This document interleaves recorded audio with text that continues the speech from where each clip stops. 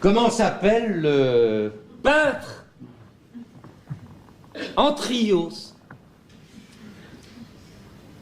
Connu? Très, très. Serge, tu n'as pas acheté ce tableau 200 000 francs. Mais mon vieux, c'est le prix. C'est un Antrios. Tu n'as pas acheté ce tableau 200 000 francs. J'étais sûr que tu passerais à côté. Tu as acheté cette merde de 200 000 francs? To inform or to convince, that's the question. While there may be many goals behind the public speaking, most of the time we are either trying to inform or to convince. Of course, this is a simplification, but a useful one. It helps us choose the right type of talk to craft and to understand the key features of each approach. I'm going to be starting with informing. When we choose to inform, our role is to pass on information about a subject. This kind of speech is often called demonstrative because we are explaining something, a topic, a theory, or a person. And the main goal is for all of us as listeners to learn something new. Even if we hold a personal opinion, the goal isn't to share it or sway anyone. We simply present facts without expecting any change in beliefs or behaviors. A strong informative talks brings fresh insight. We can use personal examples, comparisons with other fields, or recent statistics that aren't well known to the public. Often we begin by defining key terms, so we are all working from the same base. Right from the introduction, we might explain why the topic matters to us. That helps create a connection and adds credibility because the audience senses the personal value we place on the subject. The focus is on learning, and to support understanding, we might use visual aids or live demonstrations. So by engaging other senses, sight, touch, we make the experience more vivid and easier to remember. That said, we do need to be curious. Technical terms or jargon can create confusion and weaken clarity. At the Collège de France, for example, historian Patrick Boucheron, a specialist in the Middle Ages and the Renaissance, gives lectures on the concept of power in Western Europe. Even though the topic is complex, he uses great clarity and pedagogy, allowing a wide audience to follow and gain new knowledge. Now, I'm going to be moving into arguing to convince. When we want to convince, we aim to influence ideas, beliefs, behaviors, or actions. The strength of our message depends on both our own conviction and the way we present our arguments. Now, to convince, we need to use arguments that clearly support our point of view. With logic, structure, and clarity, this is what Aristotle called logos, the ability to reason well and think clearly. But logos alone isn't enough to truly persuade. We need to stir something deeper, which is emotion. We need to go deeper into emotions, and that's what Pathos is all about. Here, we appeal to feelings like love, pride, anger, or honor, those inner drives that move us to act and make change. These tools have been used for centuries. Even today, they show up in unexpected places. For example, in the opening of the game Fallout 4, a voiceover places us into a post-apocalyptic world. I'm citing, "War. War never changes. In 1945, my great-great-grandfather, serving in the army, wondered when he'd get to go home to his wife and the son he'd never seen." End of citation. Now, the first line is kind of postulate, okay? A statement presented as truth.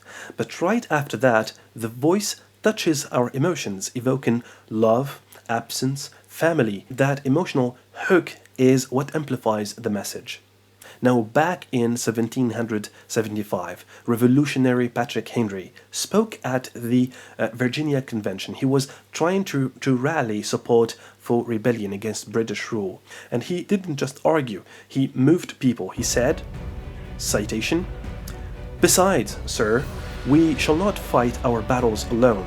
There is just God who presides over the destinies of nations, and who will raise up friends to fight our battles for us. The battle, sir, is not to the strong alone, it is to the vigilant, the active, the brave. End of citation.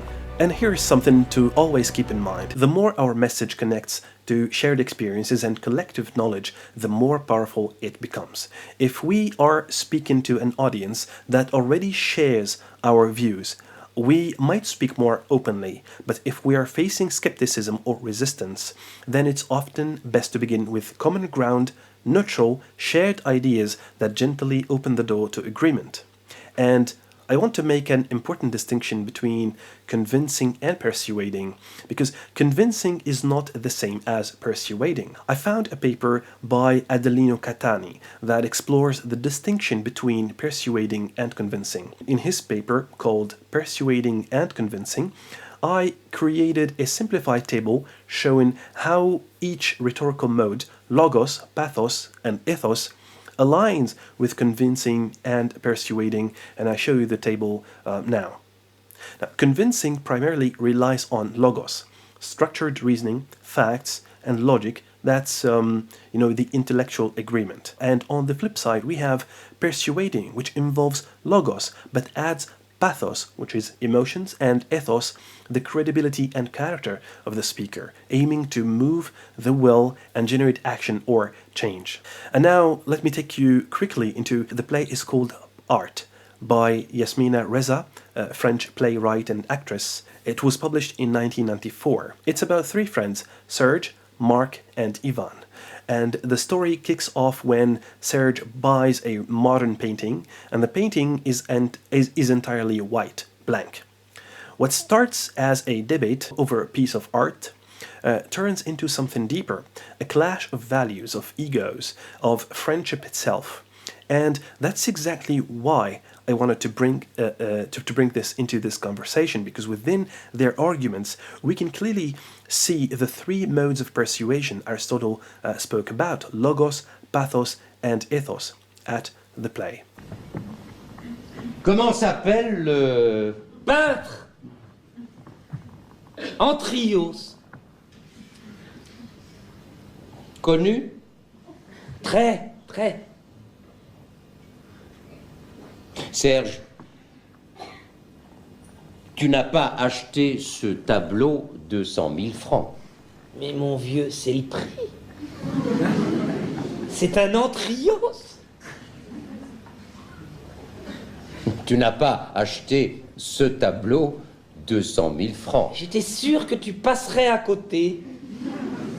Tu as acheté cette merde 200 000 francs? So here we are in a clash of ethos, which is our self-image, our self-worth, what we represent in the eyes of the other, between Mark, who is very much in the logos, not convinced that Serge bought this empty painting for that expensive price. You see, convincing is often about logos, logic, and facts and reasoning, like Mark. But persuading, that's a whole other game. It involves pathos, the emotions, and ethos, which is the credibility. Okay, in this case, Mark is not a painter or an artist, so he has no credibility to judge Serge, and the character of the person who is speaking. So in art, when Mark says that the painting is ridiculous, he's trying to convince, but Serge feels attacked because what's at stake isn't just the painting, but his identity, his judgment, his taste, and that's when persuasion takes over. This makes art a very good example to show how these rhetorical forces collide in real-life conversation, especially when relationships are on the line. Thank you very much for watching, and if you liked the video, subscribe, and I'll see you later.